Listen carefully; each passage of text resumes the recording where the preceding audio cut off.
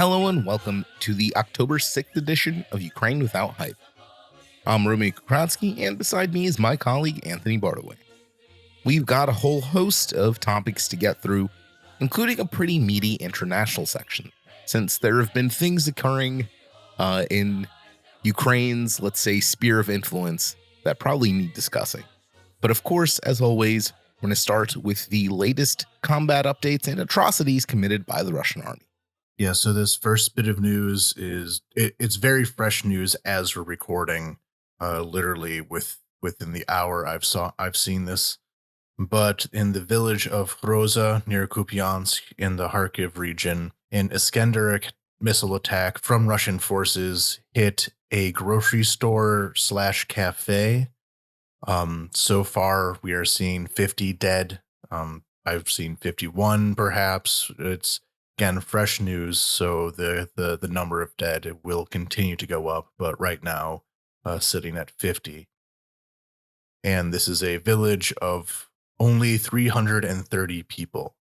This was occupied by Russia during their occupation of the Kharkiv region, so this village, which was already quite small, was even smaller.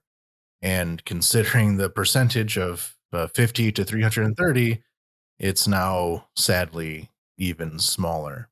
Part of the reason why the death count was so high is because they were having a memorial service at the cafe for someone who had died, and 60 people were in attendance there. So this was rush hour with, again, a memorial service, which led to such a staggering amount of dead for such a small place.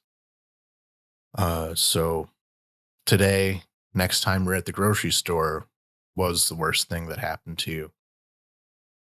Also today, there was a hospital in the town of Berislav in the Kherson region that was hit by a Russian airstrike.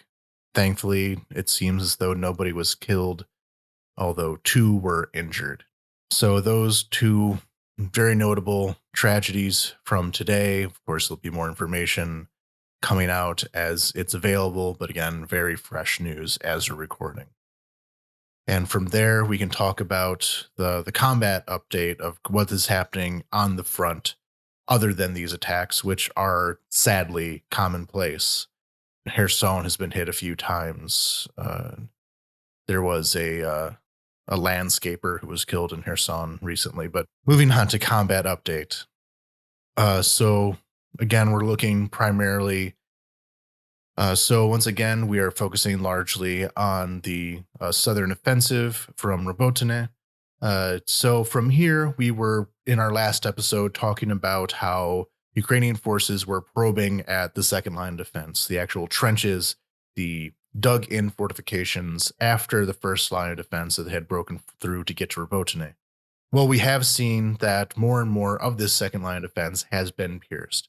We have seen some places where Ukrainian forces have gotten behind that trench line, particularly in the nearby village of Verbova, which is to the east of Robotine. Again, this is all very opaque information, but of the images, the drone videos that have gotten out, it seems as though Ukrainian forces have gotten through that second line of defense there, as well as to the south of Robotine at Novoprokopivka, which is kind of, there was a secondary line of defenses south of Robotine that the Russians were manning. It seems as though the Ukrainians have gotten past that and are moving on to the trench lines there as well.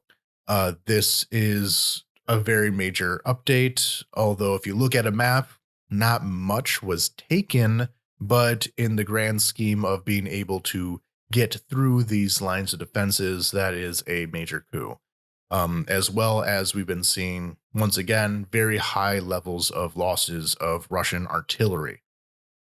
The rest of the front line has not changed much since our last update. The Bakhmut area, again, got through the southern defenses there and are now fighting at the railroad. And once again, the Russian offensive at Kupiansk is, again, accomplishing nothing. And that is what we have for the offensive update on land. But next, we want to talk about something a bit more important, I think, this week, is the gains that Ukraine has made at sea. And despite not having a navy, Ukraine's made quite a bit of gains. So within the last 2 weeks since our last update, there have been a lot of Ukrainian activity destroying targets within Crimea. Especially, this included a submarine and a landing ship who were in dry dock for repair and maintenance.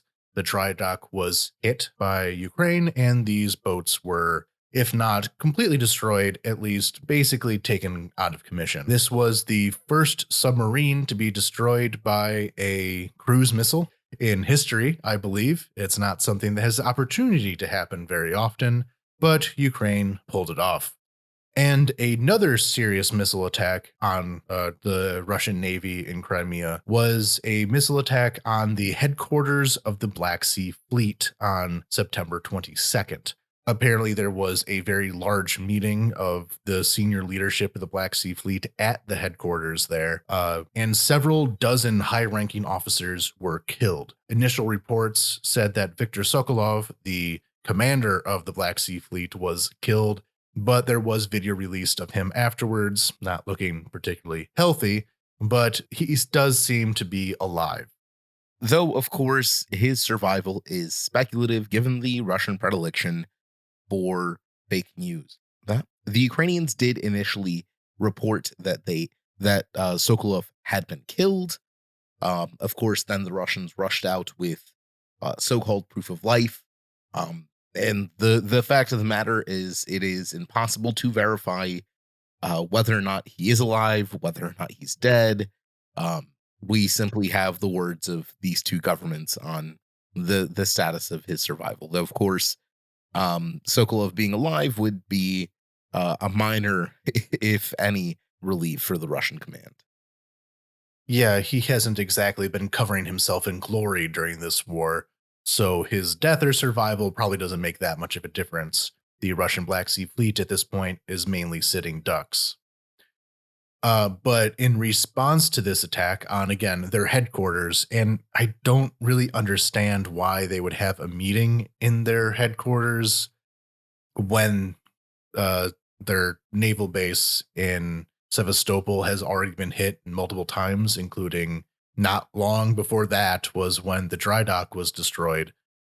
They are vulnerable, and apparently, according to some other reports, the reason why Ukraine knew about this meeting and how to destroy it was because of a few disgruntled sailors who were not giving their payment on time.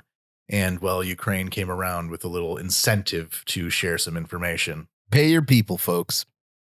It's very simple. If you pay your soldiers and sailors, you're going to have a better time. But again, we're giving advice to the Russians. And no, we don't really need to do that. But in response to this, they then launched a very large attack with missiles and drones on Odesa harbor. Several people were killed, including 2 people who were found dead in a warehouse that was destroyed. Again, this is the dockyards. And the Odessa hotel was destroyed. It's on, basically, if you go to Odessa, you look down the Potemkin steps, there will be a large pier going out into the sea. And at the end of that pier is a very large hotel that has actually been empty for several years now because it's just not a very well-built structure, and tearing it down was too expensive, so it's just been there. Well, thankfully, because nobody was killed in that attack, we can be a little bit more lighthearted about it and say, well, it's not going to be missed. Although the comments I've heard from every Odessan who, on one hand, all hated this building, it was their building to destroy, not Russia's. So even the things you hate are a part of your family, I suppose. I mean, the location was good, but there were some ownership disputes, as there commonly are. None of it really matters anymore. Though I suppose none of that matters. The owner wanted to do something with that pier, although if you go to Odessa now, that whole area is not really accessible anyway. The port is very, very sensitive, so That would be one reason why nobody was there to be hurt, thankfully. So after this attack, that again, one of the largest that there has been on Odessa on the 24th, uh, Ukraine kind of continued its assault on Crimea. More strikes, more missile strikes, more drone strikes, both of the airborne and waterborne variety, leading to what I think is a huge win by the Ukrainian forces, which is that by now, most of the Black Sea Fleet has left Sevastopol, left Crimea, or Novorossiysk and other bases further away. Though note that specifically Novorossiysk is still in range of Ukrainian long-range weapons. Yep, it is not safe there either. Ships at Novorossiysk have been destroyed as well, but it's considered safer than Sevastopol. And I just want to think about this for a second, in that the naval base in Sevastopol has been, along with all the other reasons of, Russian imperialism, all that, the owning this naval base has been kind of the entire point of Russian imperialism in Crimea for the last 300 years. The entire idea of having this quote unquote warm water port. And if you ever hear anything about Russia, it's about these warm water ports going towards the Black Sea, towards the Mediterranean, towards the Suez, having, the geographic command over the Black Sea area, which is very strategically important. That's kind of priority number one for why Russia is in Crimea at all. Many of the Russians who were in Crimea were the descendants or members and the descendants of members of the Russian Black Sea Fleet who just settled there afterwards. That's where the demographic issue comes from anyway. So to have Russia abandon this base, more or less, there's really not much there anymore. Why even be in Crimea at all without the base? That's kind of the whole point. As a fun reminder, Ukraine still really does not have a navy. Winning the war on the Black Sea without a navy, just a bunch of speedboats that are remote controlled with bombs on them. Yeah, we have patrol boats. We have like tiny what do you call them? Speedboats with the machine gun mounted on top. And Russia has, nuclear submarines and frigates and cruisers. Not that they seem to be serving it all that well. I've kind of told people this as so they always say, Russia needs its warm water port. Russia needs its warm water port. Ukraine was going to take away their warm water port. And my argument against that is, why don't they just make Novorossiysk bigger and then problem solved? They have Sochi, they have Novorossiysk, they have Rostov, they have other ports on the Black Sea that they could put to more use than they had already done. Why not just use those instead of, taking part of a war of imperial conquest and genocide? Well, they finally took my advice, I guess, for the first half of that. Now to just get rid of the second half of that. Because of this abandonment of Sevastopol, more or less, that means that the blockade on Odessa has pretty much been lifted. There is now shipping leaving Odessa. This is without the grain deal or any kind of negotiated agreement with Russia in order to reopen these shipping lanes. Ukraine just straight up won. They just won the battle. Like these lanes are not safe anymore. Still, obviously, Russia can still hit them. They still have longer range weaponry. They can interdict them at some point, I suppose. But the decision was made by the Ukrainian government and by these commercial interests who think that it's safe enough. The blockade was broken. Like commercial interests are going to be more risk averse than the government, and they seem to believe it's fine. Which gets to the point that is said over and over again that negotiation with Russia is pretty much useless. They will always go back on their word, like we saw with the grain deal. And the only way to actually win is to actually win through military force, not negotiations or relying on Russian good faith, which you can never trust and doesn't exist. And mind you, we don't have any ships that are providing escorts for these commercial vessels, they are protected pretty much entirely by the range of our long range weapons, which probably brings us to our next topic or our next announcement here, and that Ukraine may finally, after nearly 2 years of war, be getting the long range missiles that we've been asking for since day one. Yeah, these ATACMS missiles, which are better in most ways than the Storm Shadows that have been used to take out Crimean targets. They're now, I guess it's now going to be, Ukraine's now going to be receiving them, and that's going to be another tool in the toolkit of being able to hit targets in Crimea, be able to hit the Crimean bridge, be able to hit, supply depots around Mariupol and into Russia. Even it seems as though American rhetoric around not using American weapons to hit targets within Russia's actual borders has softened. It's still there, but it has softened. So they might even be used against, Rostov, Belgorod, these other places that are nearby. Who knows? But we are receiving those long range missiles, and this is so important in order to win this attrition war, to win this behind the lines type war that Ukraine has been doing superbly with for the reason we just said. And the other weapon is that the Abrams tanks have finally arrived from the U.S.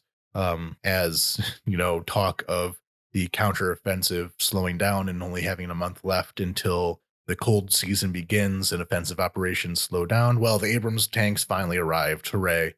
But for this second line of defense, we talked about it last episode of how there was more need for tanks and other armor and heavy equipment to break through these fortifications. Well, there we go. We have what is generally considered the best tank available, better than most things that you can get your hands on in the Ukrainian military and what Russia has available to it. And so this kind of maneuver warfare, which Ukraine is kind of went back to in order to break through the second line of defense, these Abrams will be a big boon to that. So good news on the weapons delivery front. And mind you, the Abrams, while not numerous, will definitely be put to use pretty much instantly. American troops have been trading on the Abrams for months and months now, and they will really need this armored fist to punch through the fortifications in the south. The Russians have had a lot of time to prepare. I recently saw an interview with a frontline soldier who claimed that the Russians had, in a lot of the villages and towns in the south, had expanded their underground tunnel networks to link pretty much every basement in a town. Now, of course, it's hard to verify independently whether that kind of claim is true or not. But it's certainly within the capabilities of the Russians to do so, given the amount of time that they've had. So to really combat this, to avoid getting stuck in this house-to-house infantry clearing trench warfare, we really will need a lot of these armored tanks, a lot of the general armor to punch through it all. Okay, next we have a lot of international news for you. It has been a very busy week for us all. So I think we'll start with the good old USA. Now, we typically don't like to discuss the United States because American political news is very annoying and difficult, and really enough people talk about that already. But the issue, the main issue right now seems to be funding for Ukraine. Romeo, can you describe the travails of good old Kevin McCarthy for us? So Kevin McCarthy is a Republican from California's 20th district. He's kind of newly elected. He was considered part of this new MAGA wave of Republicans that took office following Trump's election and the kind of blowback against Biden, because there's always a midterm blowback against the incumbent. It's simply a feature of American politics. As this kind of not quite insurrectionist, but at least on that in those circles Republican, he was seen as by the GOP leadership as a compromised candidate, as someone who is just close enough to the insane Marjorie Taylor Greene, Lauren Boebert sphere of lunatics, but not all the way. So he was acceptable to the GOP moderates, if, as it were, if they can be called moderate. But McCarthy had a very tumultuous reign as Speaker. He learned that despite being the party in power, at least in the House, he cannot simply do whatever the Republicans want. It turns out that to govern in a two-party system, you usually need at least some amount of cooperation from the other side. We all hate the word bipartisanship, but it is simply a natural feature of the American government. America was created specifically to push forward bipartisanship, and McCarthy slowly lost. As a result, McCarthy slowly lost the respect of the MAGA wing, the QAnon wing of the GOP, because he had to work with the Democrats to govern. That is the simple truth of American politics. So this ultimately culminated in a funding vote that avoided a government shutdown, where the House voted pretty much overwhelmingly to avoid the shutdown, with McCarthy personally whipping a lot of recalcitrant GOP representatives into voting for the bill. But of course, this was the final straw for the MAGA wing. So the motion to vacate that was used to oust McCarthy has only been used just like 2 or 3 times previously in American history. It is not a common procedure. And prior to McCarthy's speakership, ironically enough, the rule was a little more strict in who can bring forward the motion and the procedures governing it. But under McCarthy's speakership, the rules were loosened in that allowing a single member of Congress to put forward the motion. They don't have to gain support of a caucus or a minority or anyone. Just a single congressperson can push forward the motion to vacate, which is what Congressman Matt Gaetz, our Florida 1st District, did after the budget vote. He pushed forward the motion, and Congress, of course, had to then vote on it. The Democrats, sensing blood in the water, all threw their votes behind Gaetz's motion, and as a result, McCarthy was ousted as Speaker.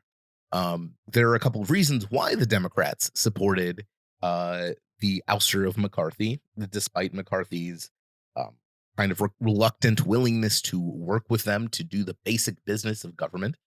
And that's because McCarthy was not very well liked, and he continued to do things that alienated Democratic members. He refused to offer any concessions to the Democrats in exchange for them not backing the Gaetz motion.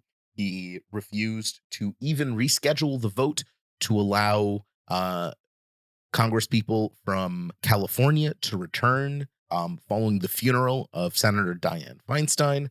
All around, just poor political moves. And as a result, he did not have really the backup he needed to ensure that he remained Speaker. And now he's gone.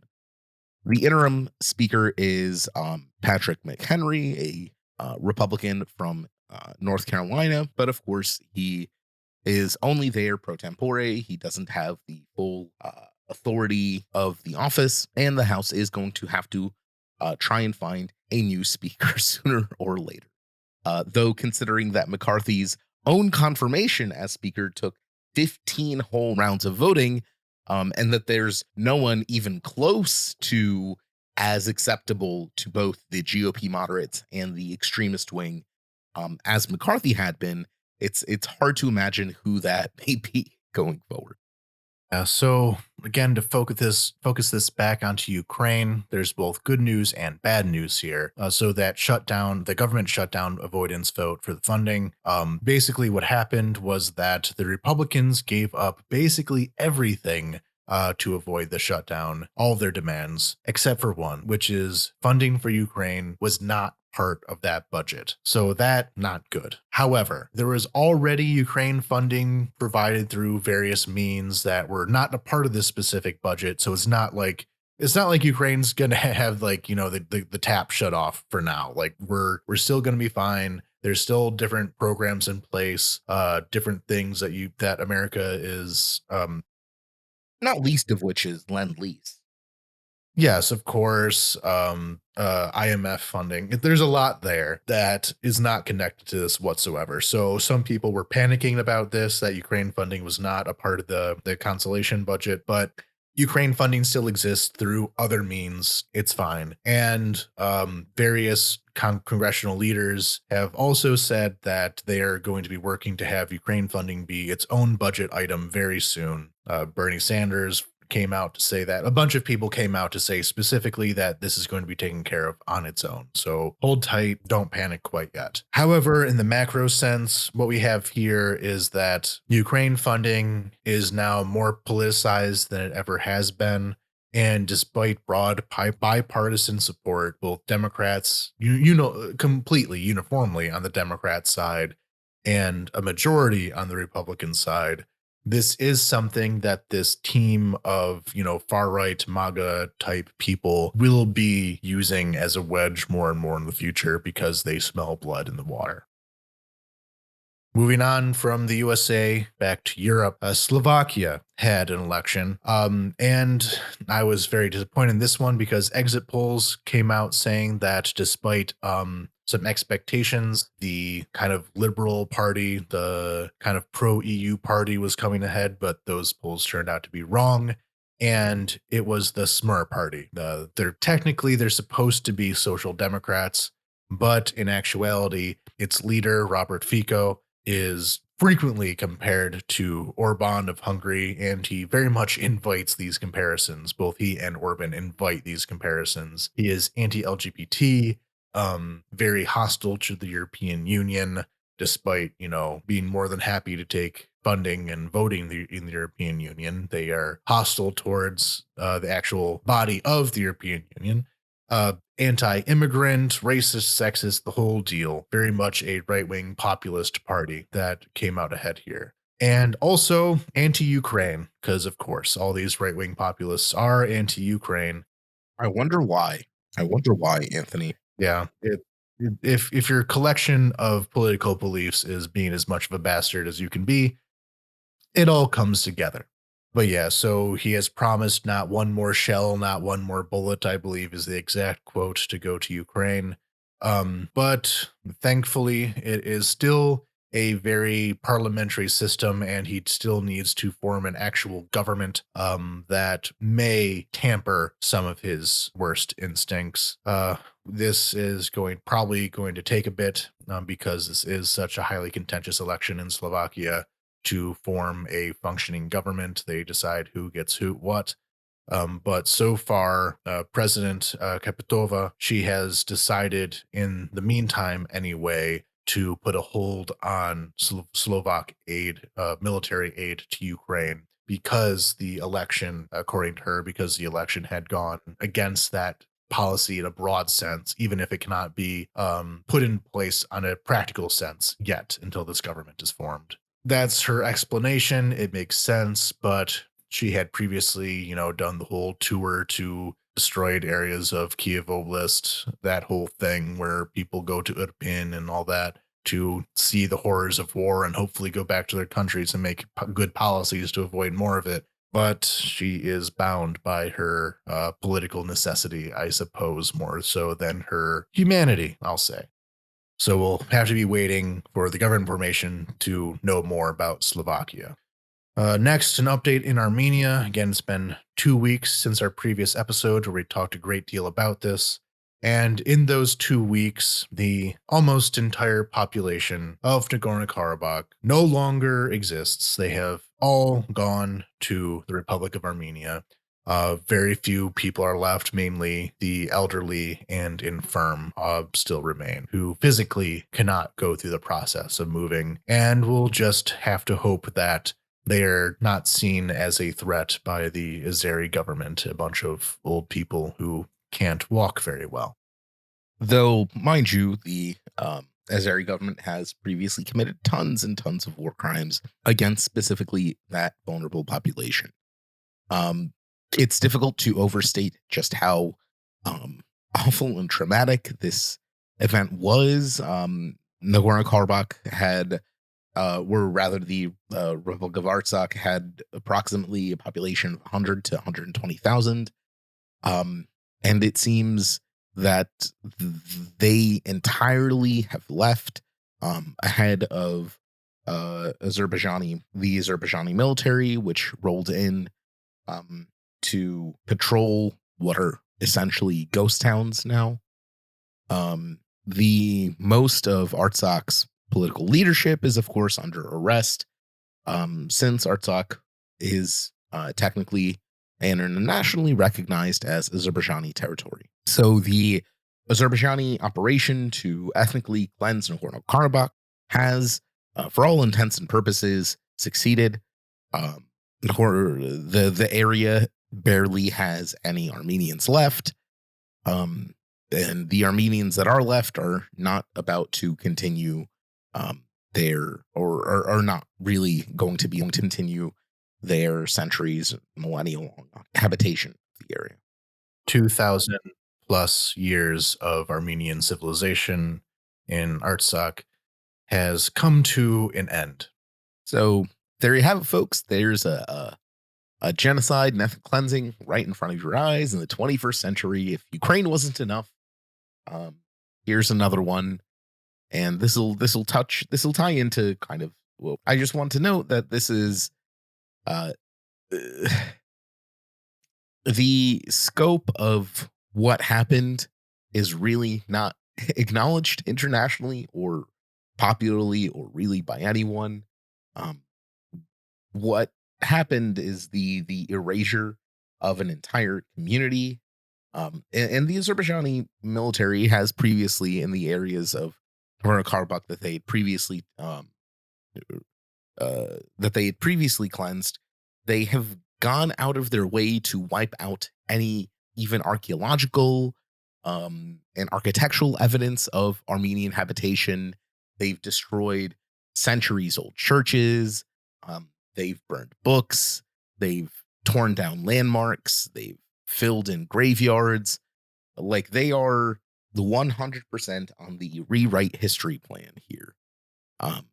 And they are happy to do it. And no one, there really is no one that is even willing to speak up in what can be described in a move that cannot be described as any way other than an insult. The United Nations sent a observation and information gathering team into Stepankert, the former capital of the Republic of Artsakh, to assess the situation on the ground 2 days following the evacuation of nearly all the Armenians. This was done deliberately. This wasn't done as random chance. Now that the facts de facto have been established on the ground, Azerbaijan and the international community are rushing to ensure that these de facto facts become the de jure facts. That the Armenians had never inhabited Nagorno-Karabakh, that there had never been any Armenians there, that this land was always Azeri. Of course, this is far from the first time that that humans have done this to one another. But this is possibly the loudest example, aside from Ukraine, that we've seen in the modern world. It really should be a wake-up call for everyone, and it seems that everyone's brushing it under the rug to say anything of use or to help anyone that was affected by this trauma. Of course, Armenia has attempted to continue its pivot to the West, as we saw immediately prior to the kind of one-day war that Azerbaijan conducted against Artsakh.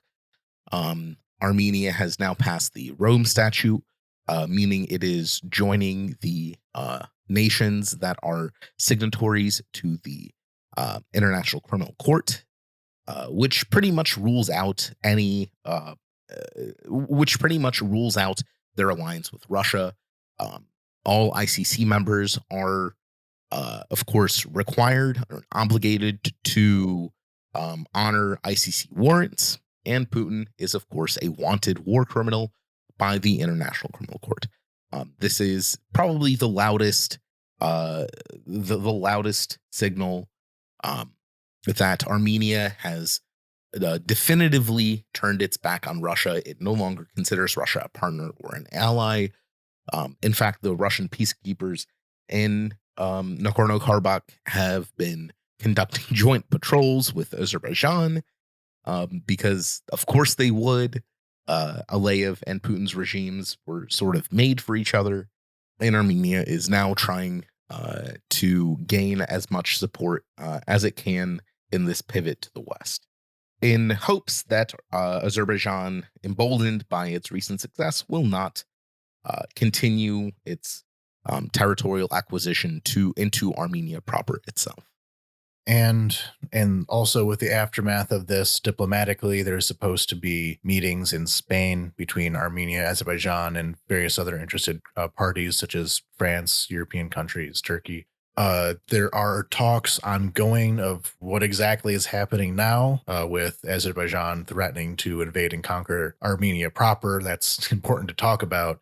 But apparently, Aliyev and the Azeri government are refusing meetings with Armenia, refusing peace, even though they just won. They can't even accept their victory, which is a sign that they don't see it as a victory yet, which is very concerning. Oh, they probably see it as step one of their war plan. Like if you can't, accept a surrender, that means you're not ready to accept a surrender, and that's scary. Meanwhile, international aid organizations have entered Nagorno-Karabakh for reasons I don't understand. We've seen, the red to legitimize Azerbaijan's actions. Yes, of course. Red Cross and others showing up to investigate the conditions of people who no longer exist. Where were they for the previous months when Artsakh was under blockade and couldn't even get food? Where were these international aid organizations? Where was the UN? Where were these people who are supposed to step in when these kinds of things happen? Nowhere to be seen until after everyone is gone. It just seems like such a I'm going to pause myself before I get too postmodern with it. I kind of got in the mood from that stupid article about Baudrillard, but before I get too postmodern with it, it just seems like the perfect showing of them doing just an image of what international aid group is to nothing, just to not even an audience. It's, philosophically very confusing. But we'll see. It seems as though France has agreed to supply Armenia with more weaponry. France has always been more Armenia friendly than other countries. People are taking note of what's happening there finally. Not very much too late to avoid a genocide, but maybe they're paying enough attention to avoid more genocide, which is very much a similar theme with what we're seeing in our final topic here, which is Kosovo.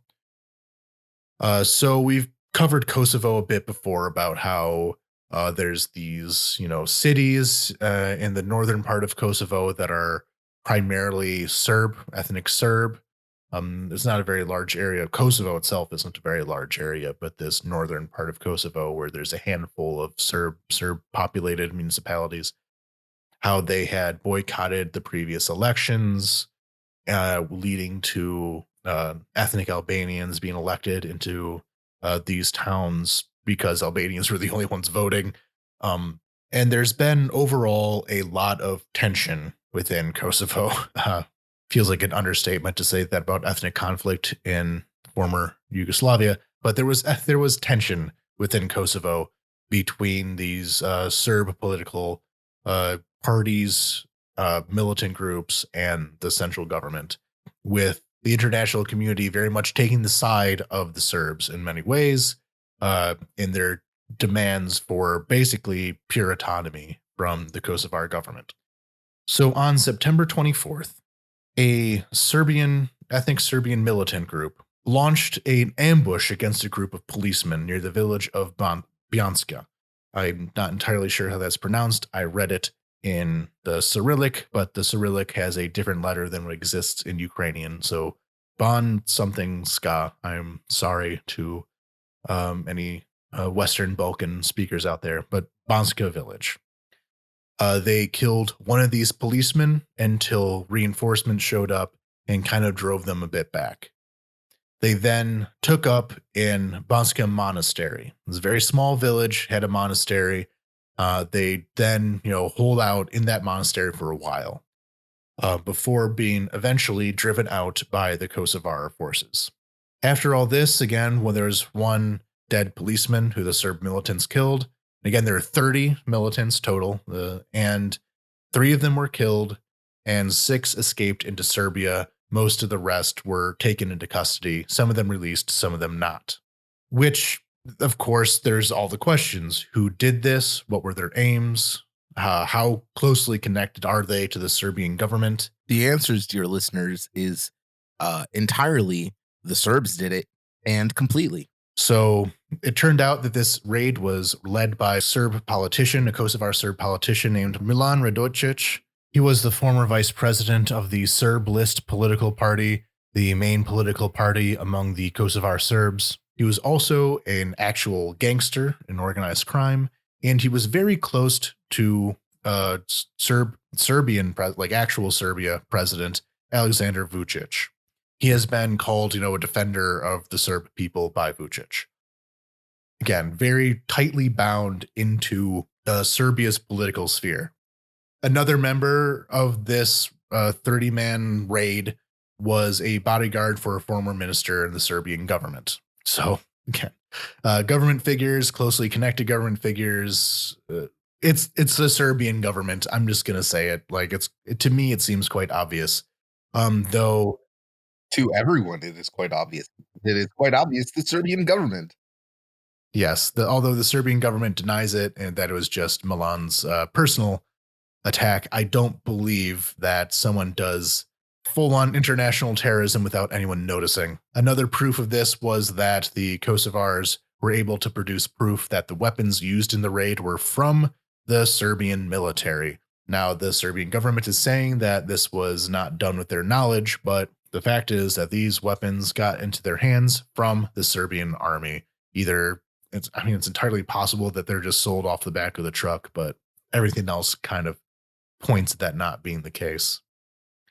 As well as some other proof of logistics and planning support from within the Serbian army and government. So you get my point here. Serbia most likely, entirely likely involved. And building on that is that afterwards, the Serbian government declared, a day of mourning for the Serbs, the militants who were killed in this attack, the 3 of them. They're now all treated as national heroes. So if they're not directly involved by the government, they sure aren't acting like it. There was other things, posters of these people at the Red Star Belgrade soccer game recently. They held up a giant mural of this guy. They are very much being lionized by the Serbian government. They're not making it quiet how much they approve of this. Meanwhile, Serbia moved a large number of soldiers to the border with Kosovo. There was a lot of concern that they're ready to invade because, again, they were acting like these guys were acting in self-defense or something. I saw reports of, again, this 30-person militant group who ambushed police before taking over a monastery, how they were fired on from a distance by snipers when they weren't doing anything to anybody. Just the most absurd propaganda. No one can actually believe the things that Serbia was saying about these people, treating them like they're just these passive victims. They're just, an entire armed terrorist group just hanging about, minding their own business before the mean Kosovars showed up and started killing them, I suppose, is the story here. But yeah, so Serbia acting like they were just acting in self-defense after a sponsored terrorist attack in their neighboring country. moved all their forces to the border, leading to a lot of attention. Because, like I said, in the past, the international community, especially the European Union, especially Germany, has been very friendly towards Serbia and its political projects elsewhere in the former Yugoslavia, Western Balkans area. And for the first time in a long time, we saw more tough talk about them. Like, you're crossing a line right here.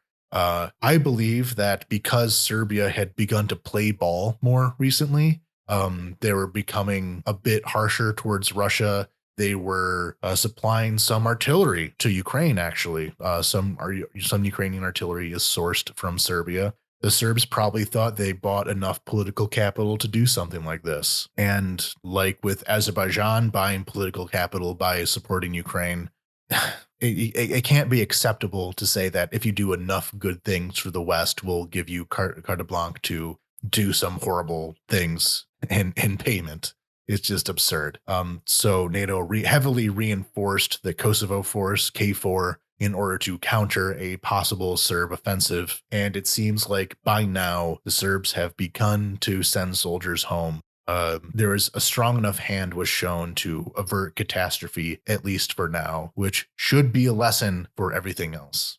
And unfortunately, with everything kicked up in Serbia now, there's not going to be any reflection of why they allowed this to happen or why so many people were happy to see it happen, even if the Serbian government's telling the truth. This will not be the end of Serb revanchism in the Western Balkans, even though thankfully, again, international community looks like they're being more strict recently. And also some of the other neighboring countries, such as North Macedonia, have begun to back away from Serbia diplomatically because of this, because you can't have a country invading its neighbors over ethnic claims that are not really matching with reality. So extrapolate that else. To all the other situations in Yeah. the world. If you stand up to the revanchist, nationalist, violent movement and show enough force, they'll back down instead of just coddling them. And hopefully they take this lesson to heart, because with Serbia, with Armenia and Karabakh, if we look at Northern Africa, we're seeing a lot of these places around the world that are starting to kind of unravel again. After the fall of the Soviet Union, there's a few years there where, as the international order began to reshuffle, there was a lot of conflicts around the world, and Africa and elsewhere, Central Asia. Because things were shifting around, it opened up room for all these conflicts. And right now, we're starting to see signs of that again, where the international security order is just not keeping up with its needs. And we're seeing more conflicts than we have in quite a while. Of course, that's leaving out, Iraq, Afghanistan, things that America's involved with and have stepped back from. But in terms of numbers of conflicts that share commonalities, it's quite worrying right now, and there needs to be a serious rethinking in the capitals of major countries of if this is going to be allowed to happen or not. I think it's worth noting that a lot of these conflicts, unlike Iraq, Afghanistan, and so on, a lot of these conflicts are being sparked by very old enmities, whether these and revisionist or whatever. The fact remains that a lot of these conflicts that are being sparked back up are ethnic or tribal in nature, that have been apparently frozen until now. And it's only the kind of economic strengthening of some of the sides in these conflicts that is allowing allowing this chaos to spread once more. Azerbaijan, of course, is the best example of that, with its oil wealth kind of funding its military machine, but even the relative economic stability of Serbia and other nations have very significantly contributed to their ability and their comfortableness in or their comfort in kind of bucking the world order. It's also important to note that they wouldn't be bucking the world order if the world order itself had not been so conciliatory towards Russia. The kind of inaction of the international community for the past 8-9 years of Russian invasion has directly led to the situation where nations now feel comfortable to threaten their neighbors because they saw that there is no real consequences for it. Serbia absolutely saw this. Serbia noticed that they were also being coddled over and over and over and over, despite no real reason for the coddling, aside from the European desire to not see Yugoslavia filled with blood. But they realized that they could push the Europeans, that they could push the Americans pretty much as far as they wanted, and and the European and Americans will not care, or rather, they will be too distracted with their own internal foibles, internal problems to really take any decisive action against these nations. So the kind of weakness of Western foreign policy towards these dictators is now resulting in the eminently predictable escalation of old and best forgotten conflicts. And there's no real way to resolve this situation without taking a strong stand against authoritarianism, against oppression, against killing your neighbor because he is a different ethnic group than you, without a strong to these tendencies. This trend will simply accelerate because there's, as people can clearly see, nothing happens if you tell the West to go fuck itself. Yeah, and to avoid, the horrible balance of imperial power and all that, we'll say the solution is what we always say the solution is, which is international solidarity with people. Like we said last episode, care about the people involved who, in most cases, don't enjoy being invaded. So that is our episode this week. Next week, we want to do something a bit different and talk about elections in Ukraine, or lack thereof, and why there isn't. But if you would like to know more about Ukraine and support various charities, go to the link tree that contains a list of all that. Please like, subscribe, thumbs up, all the things, depending on whatever medium you're listening to us on. You may go to our TikTok channel or our YouTube channel, which we started posting on as well. If you would like to support us financially, please go to patreon.com/UkraineWithoutHype and join our tiers of supporters, including our Discord channel, where you can talk to us directly, ask questions, and help us figure out what you want to learn about. And now we'd like to thank our Patreon subscribers. So thank you very much to Deborah Grazer. Funny one, finally. All the comedy podcasts I listen to get the funny names. The voices in my head are from Big Pharma, all right?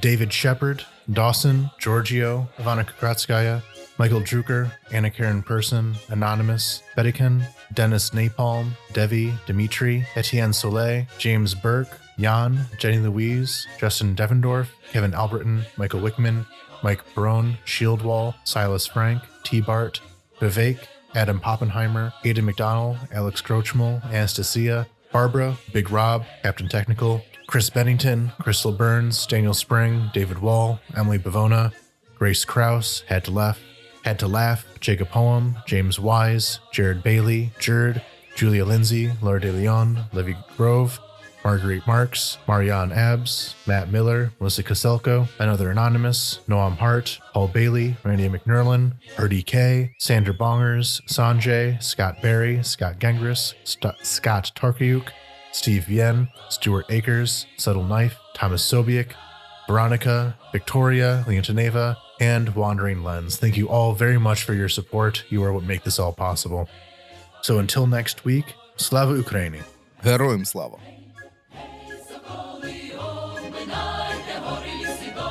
Dream, dream, dream.